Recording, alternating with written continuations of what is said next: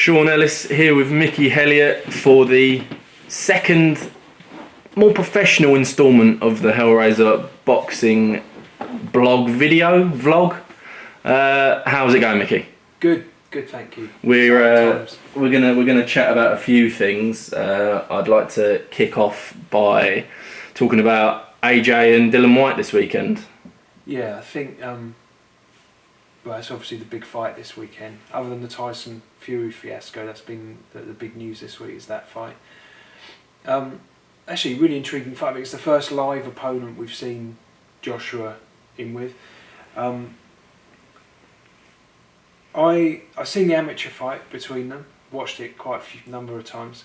I don't really think we can take anything from that fight in terms of like what this fight's going to be like. The only thing, actually, there's one thing that you can take, which is that AJ Anthony Joshua gets, you can see he gets wobbled, he gets dropped, he gets taken well out of his comfort zone, and the only thing I think we can take from that is that you can see in that fight, it's in his DNA to fight. Doesn't try and hold, doesn't try and run away, or fiddle his way out of it. He stands and has a fight. Is this the amateur fight you were talking about? Yeah, the amateur fight they had that Dillian Whyte won.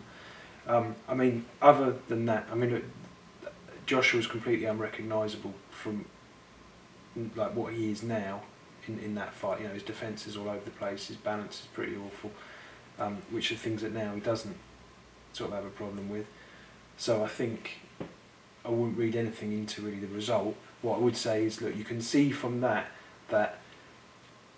Joshua's probably losing the fight up until the last sort of 30 seconds of the last round, when actually he starts to take control of it a bit. And that's, I think, if anything you can take into the pro fight they're going to have, they're going to be taken out of their comfort zones, both of them probably. And I think that with Joshua, he may be more sort of seasoned in the amateurs at a higher level, and I think he'll come through. How do you think Joshua will approach this fight in a different manner to his last 14? I think for one, it's the first live opponent he's been in with. I mean, he boxed a guy that I managed, Rafael Zambano, and Matt Legg I used to manage, so I knew him quite well. And they were just so one-sided, those fights. You know, you couldn't really... I mean, with Rafael, we went through so many different tactics to try and make it last as long, but the first time he hit Rafael just said, he said, God, the guy's so fast and his arms are so long, it's like, you know, an impossible task. Only so many spaces in the ring you can find where you're away from him, and you're back to the ropes, and you know, the guy's got one punch knockout power in either hand.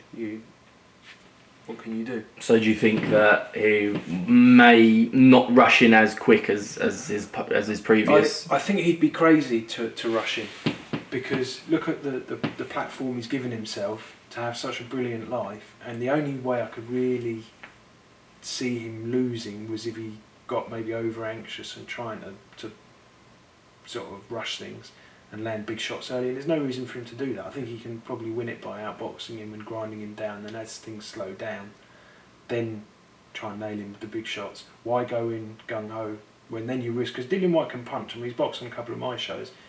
The one that really impressed me was against Marcelo Nascimento, Brazilian, who was a durable guy, and I know wanted to go the distance in that fight, and he hit him with a body shot, and he just showed really good hand speed and power. And I think if people were sort of expecting it to be a rollover, or taking it too easy, then that's a big mistake. That's something that could really be costly, and cause a lot of sort of people to really set up and see some, you know, a surprise. But I know Anthony Joshua quite well, and he's very level-headed. I don't see him being the kind of person that leave himself open to that. I think he'll have no... We won't care that he's got this record of knocking everyone out early. I think he'll just make sure he wins. You know, he's methodical, he's a clever guy, very intelligent, you know, person, and I just think he'll go and outbox him, and when the time comes to land the big shots, I think he'll do it. I don't think he'll underestimate Dillian Whyte. I think he'll be ready for something, you know, a test. And this will be the first test that he's got. Whether it's worthy of pay-per-view, I don't think two guys of that level are, but it's a business, it's a commercial enterprise, and what do you measure it on? not necessarily how much they've achieved so far. More, is it commercially viable? Well, all the tickets are gone, and a lot of people are going to buy that, and that's going to make a lot of money for both of those guys. Meaning that it is pay-per-view. You know, there's the proof. People will buy it.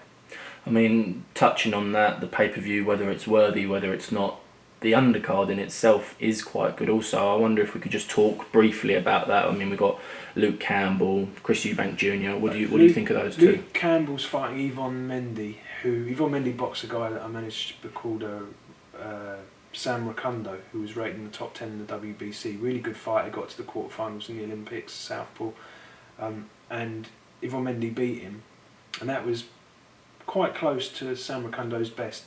Mendy, I would imagine, probably slowed down a little bit now since then, but I think really good matchmaking, perfect fight for Campbell. I don't think Campbell will have an easy night. He's never been stopped, has he, Mendy?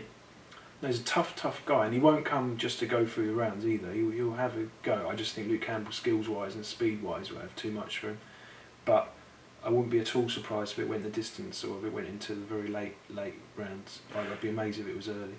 How about Chris Eubank Jr. and Gary O'Sullivan? That's a good fight. Interesting, intriguing fight. I think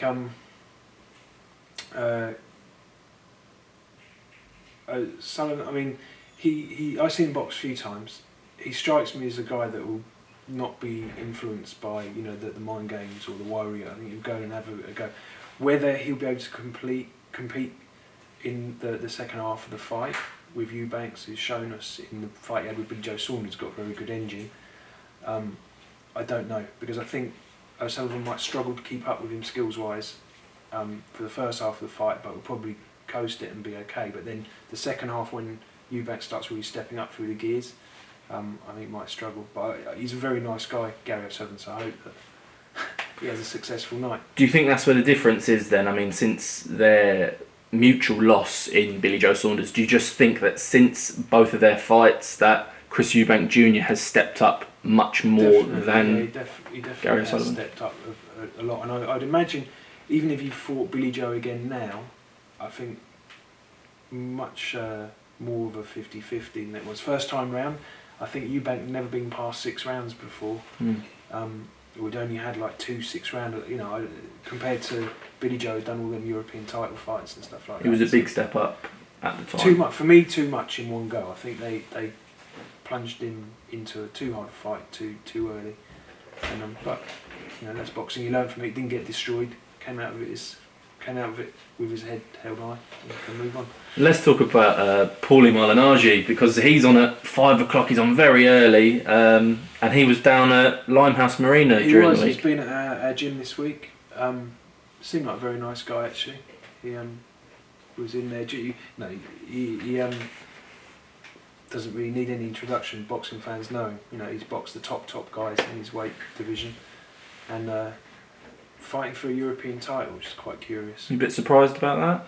Yeah, how he qualified for it. I know he's got Italian descent, but I don't know how close. Everyone in America's got. Everyone in New York anyway. Yeah. How do you rate his chances? I mean, I know it's a late pull-out from his opponent. He's fighting.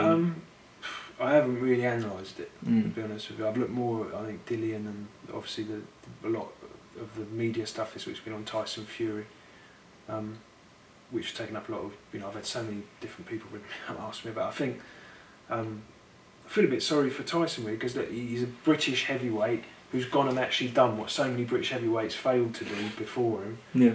And he's been strung up a little bit, and maybe even betrayed by certain parts of the media that just look to sort of demonise. What do you make of it? I mean, obviously it was the BBC Sports personality calls to have him taken off of the list. I think at one point the petition had more signatures than keeping Donald Trump out of the UK. Yeah, and that's thanks to the personality that he's got. Like, I'm not saying that I agree with the things that he's alleged to have said. Like, I've spoke to him a lot of times. He's never come across to me like an idiot or a bigot at all. And you've got to remember as well that he's a gypsy. Gypsies are the victims of the most amount of bigoted behaviour, probably of all the ethnic minorities. So, who knows? We'll see. But I think he should be in it, and I think boxing people should get behind him and vote for him, because he is a personality. He's not some sort of muesli munching sort of fop that will just sort of you know, go along with whatever the PR person tells him to. I mean, based on sporting achievements alone and sporting prowess, for me, he wins it hands down anyway with who he's in there with. Achievement, and he did it. All the things like singing in the ring. Yeah. The whole package, turning up to press conferences dressed as... That's a personality, dressed as Batman, wrestling with Robin on... he is a personality. And, you know, well, let's see who wins it, and if they do win it, let's see their personality compared to... Because that's what it's supposed to be, is who has the biggest personality. I think Tyson Fury should win it. So from one Tyson to another Tyson, I saw a couple of days ago you were at Pinewood Studios filming for a new Mike Tyson game, and yes. Your very own Darryl Williams was asked to mimic his style. Yeah, he was cast as Mike Tyson, and actually you won't get a fighter that's more like Tyson than Darryl Williams, so very easy to put him forward. You know, when you're sort of putting something forward and you've got a lot of doubts, not so easy, but I've had so much belief that Darryl actually is the best option for them. His style is, you know, like a clone of Tyson. His speed, his, you know, the leverage, the way he sets himself for his shots. So he got the job, and yeah, it was a really good experience. I think for I sent 4 of my guys down there, and they all got well paid, and they had a good experience from it. So happy days. Yeah, the game comes out. It's going to be in Coral betting shops, I think. Not sure exactly how the game works, but we'll see. We'll be able to watch it soon. Let's talk about some of your guys then, because I know February 27th you have the Dan Woodgate, Whyte Camacho Southern Area title fight. You got 3 Southern Area title fights on that night.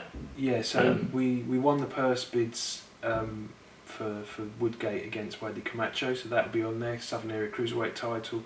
We've also got possibly Warren Fenn against Nick Gemman, because I believe the Brighton show may have moved, or it may not have. We'll wait and see, but we'll negotiate that in over the next sort of 7 days. If I don't put it in Brighton, I've got the rights to promote it wherever I want, so I don't have to put it in Brighton. I'll put it on that show on the 27th. That's at York Hall. Nearly all our shows next year are at York Hall. Someone actually said to me, "Oh yeah, if you're at York Hall, you have to pay off another promoter who's got all the dates." Well, I just paid York Hall. No promoter's got all the dates. I've got about 10 there next year, and I'm really looking forward to going back there. I haven't been there for a while, been promoting other venues. And Tommy Tier to Mukamucha rescheduled. And that's another Southern Area, yeah, the welterweight, so we got that fight as well. Tommy Tier's boxing a lot, my show's been built up. To Mukamucha looks like a good fighter. I saw some odds up that really heavily favoured Mukamucha, because the fight was supposed to be tonight before it was cancelled. I think it's a lot more even than that. We'll see. Well, as we're talking about Senior Byfield, who'll get into maybe fighting the winner of that. Yeah. I spoke to a senior after his fight, and he did say that there could be a 50-50 Southern Area title fight for him next year some point. Talking about odds and betting, let's have a final thought. Your picks for the weekend.